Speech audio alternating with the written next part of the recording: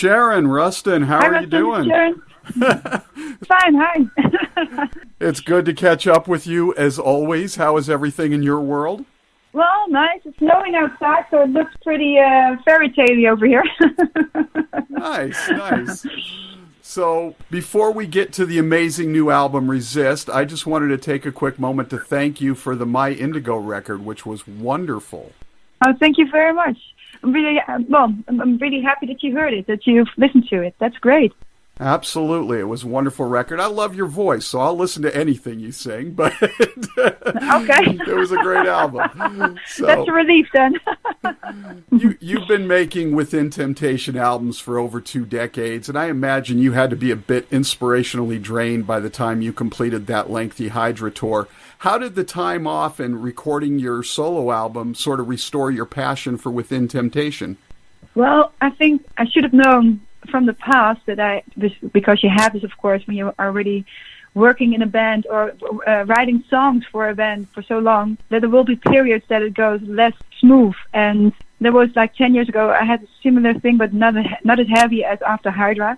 And I did a song with Armin van Buuren. So he's like this famous DJ in the world, and you probably have heard of him, I think. He's big in America as well, but anyway, I wrote a song with him called In and Out of Love, and there was also at a time that I didn't know which direction Within Temptation was going to take. And I learned from that period, as I've learned again, if you do something different, you totally come out of your comfort zone, something that has nothing to do with the music you're normally making, it will give you a different view on music and also different ways to go about the writing process. And you always implement stuff that you've learned from different music scenes. So this time with my Indigo, I was, of course, inspired by so much different music than the typical things that I get inspired by. So it was more like urban stuff and, still, again, some rock bands, but mostly it was a lot of urban stuff happening, even hip-hop, It was really nice to have different rhythms and go about it in a different way. Also, the production was very different for my Indigo. And I think when we finally did try again for the first time to write a song for Within Temptation, we took certain parts from that learning process to our new album. But what came out was, of course, you had certain kind of influence that you used for my Indigo, but also production-wise, that we also tried to implement in how we write Within Temptation songs. And then it becomes like heavy music with certain different kind of rhythms that you've never used before. It became more of a groovy album than ever before. We've never been a groovy band, but now I think we finally have found some songs. We've been able to write some songs that are sounding actually a little bit more groovy. And I love that because I've always wanted it, but it was very difficult for us to write, and not for me only, but for everyone. And I think my Indigo was the necessary step to make this development actually. And I think it's a very cool development. I think it made the songs, well, in a way, not that I'm always trying to make the music heavier and heavier, but I do think it sounds more cool in a way. I like it. I like it better than any record so far. Arguably, it's your most diverse album to date. It's clearly still Within Temptation, but you've branched out sonically with the more modern and urban elements, as you mentioned. Tell us sort of about the futuristic sound of Resist. Well, of course, you have we were using a lot of synths in there as well, but not as obvious and as clear as we. Sometimes you hear them clearly, but there are also like the guitars to make them sound more dark and low or tuned down. We used also them in combination of synthesizers. You don't hear the synthesizers, but they're there, and just combining the two gives them different edge to the guitars, but also the synths that are in there, they give that futuristic sound in a way without being iffy somehow, or strange. It doesn't sound like old Doctor Who. Right. Do you know that? Yeah. Yes. They had like this intro of this TV series. That's a little bit the iffy thing, that sounds old-fashioned, but then 2019. But it does sound this more, I don't know, a bit futuristic in a way. And I think because we used the orchestras a little bit, the synth in a different way than in the past. Like in the past, we were using more orchestras and more symphonic stuff. Now we do it in a different way, still very filmic, like how to say it, like some very still, if you're listening to soundtrack music, but in a different way than we did in the past. And I think it sounds more Like if this could have been music underneath a sci-fi movie, I think. And in the past, with the music that we were making, I don't think that would be been able. And somehow it sounds more modern in a way. Right. I think it's less symphonic, which is sort of your historical thing, and more cinematic, if you will. Yeah, but that's exactly the words I was trying to find. Thank you. I'm sometimes lost in translation. No, totally fine. And I don't think Resist is a concept record per se, but given the futuristic feel of it and the album title, Resist, there seems to be sort of a theme or a message. What did you want to say with this record? Well, I think Resist was more like a theme for the album. And you can, of course, resist in different ways. You can have your personal boundaries that you want to express, but also political ones, actually. We've never been a political band, not that obvious. We were very much influenced by political things happening in our own country, but also in the world. In the past, with the Silent Force, for instance, we had that was actually a political album for us, but we never mentioned it in interviews, and not that much anyway. And we were also with the Heart of Everything, for instance, we had a song called The Heart of Everything, which was inspired by William Wallace, the guy from Braveheart. So the historical stories inspired us as well. But now we are more than ever inspired by things that are happening now in the world, because finally there are so many things happening in the world that are so crazy that you're really thinking, which direction are we going? It's like it's going, to my opinion, I'm not really happy how a lot of things are developing in our country. And it has a lot to do with how things are going on the internet, and especially social media. When I was growing up in the 80s, having my Commodore 64 with floppy disks and playing games, I never thought that there would be something like social media. And I didn't know that internet's going to be this huge. Of course, you could have seen it coming, but I was a kid at the time. And, we just grew up in this digital age, and we love development. Everybody loves development. But I think the development went very fast, especially the last 10 years. And I think what's lacking is actually the, privacy laws to protect people, because sometimes people don't see what's happening with their content, how it's used by big companies, but also governments. So it's, for me, always a big question mark. It's like Resist is like, okay, people have to be a little bit more aware of things. I think it's starting growing now, because everybody's talking about it actually at the moment, about privacy laws, and that there should be more, ways to protect ourselves, and that a lot of people really don't know what's behind your computer on the other end, like what is happening with your content and who's owning that content also. Because a lot of companies, they say everything you put on social media is theirs because you've used their social media program. A lot of people are not aware of that. So if you want to remove something, that's also something that's really difficult. You won't see this directly in our lyrics, but it's more like, I think, if you want to change things in your society, that's what Raise Your Banner is about, is the fact that that everybody has power, and everybody has a voice. And I think that people should be more. We haven't been protesting about anything in this country except for our paycheck, when companies are not paying you enough, or you want to have more, a little bit more than you're getting on your paycheck. People are demonstrating, but not for, like in the 80s we were fighting against the bomb. People went massively on the streets demonstrating that government should talk, and really making themselves visible. But nowadays, everything is a bit scary in a way. Also, when you go on a protest, it doesn't happen, by the way, anymore. We don't protest about anything in the Netherlands. But it's coming again. I hope it will be coming. It's people being more aware, because I think together you can make a voice.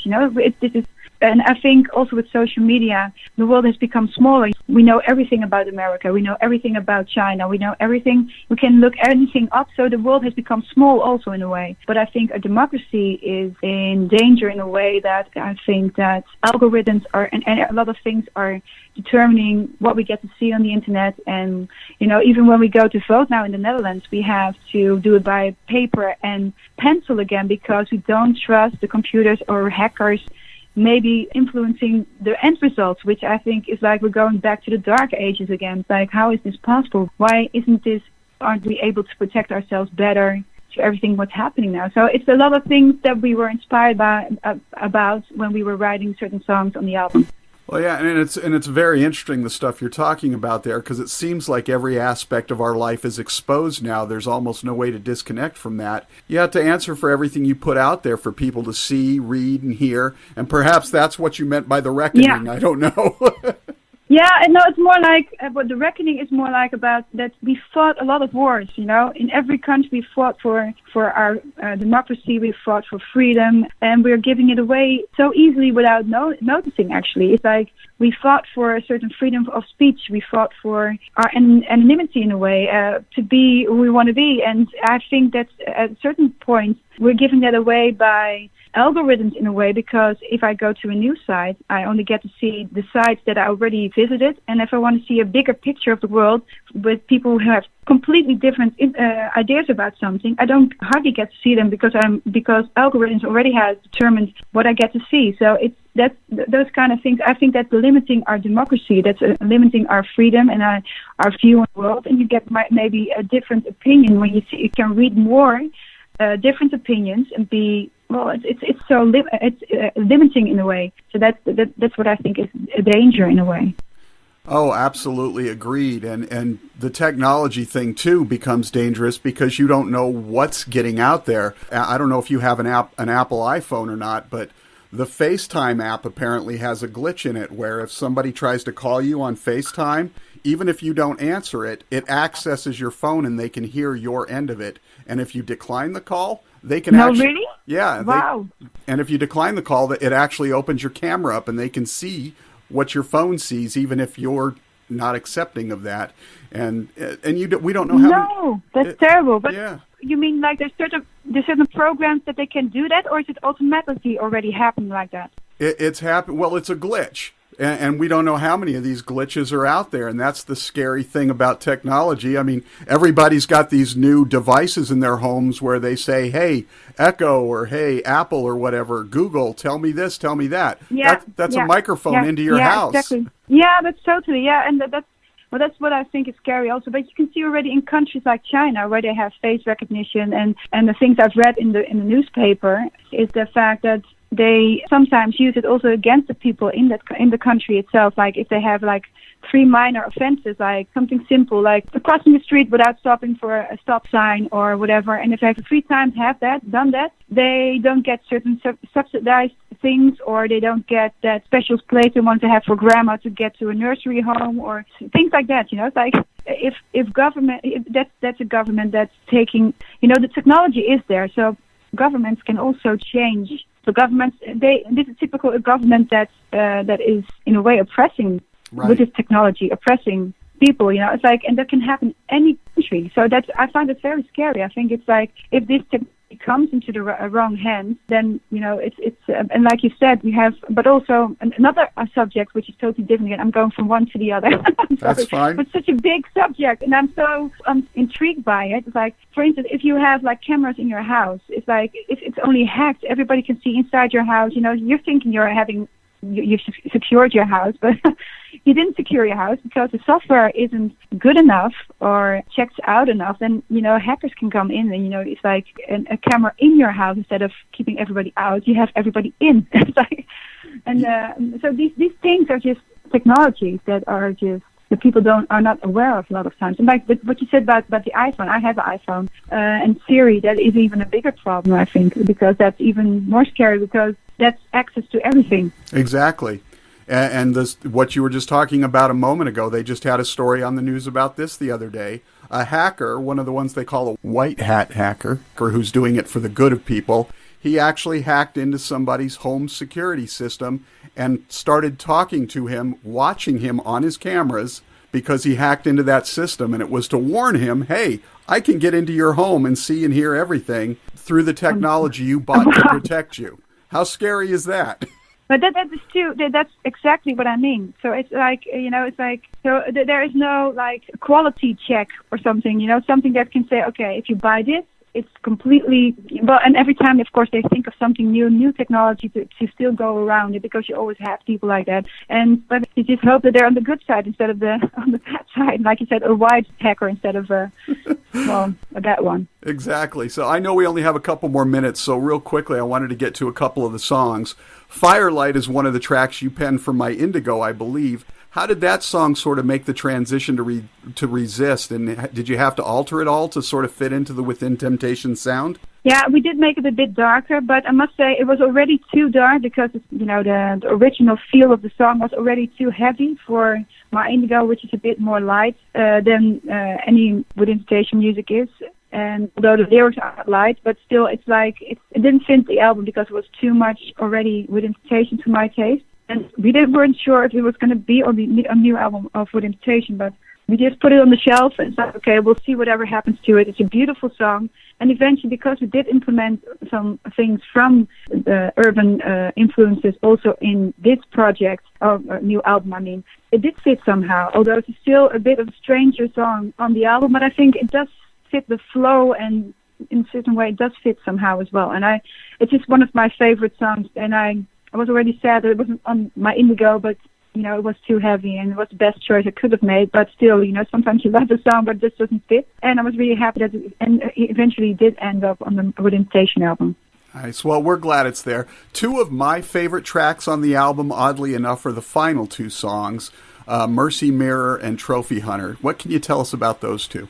Mercy Mirror, it's a bit of a strange lyric maybe, but I actually worked with a native English speaking person on the lyrics for this, because we had written the lyrics for Mercy Mirror, and then it was like, okay, Mercy Mirror, that's not something that you say in English or in American language, but it's can we even do that if it's ridiculous or not?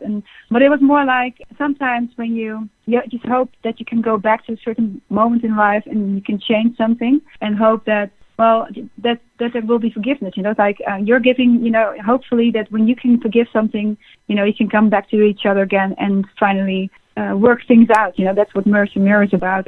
But Mercy Mirror is, of course, like I said, so I wasn't even sure when we were writing this, like, is it even possible to use these lyrics, because it's crazy in a way, but the guy said, no, it's poetic, I love it, you should keep it. And so I was really happy about it, because we couldn't find any other lyrics on it also, because we got so used to it. It was a song that was one of the songs that was written earlier than the year that we wrote this album, actually. We had like a small demo of it, and we did record it and worked it out, because it was only the chorus that we had. But the song is about finding each other back again through forgiveness, and hoping that you can, well, in this case you can't go back because things have been done the way it is, can't change the past. That's what the song is about.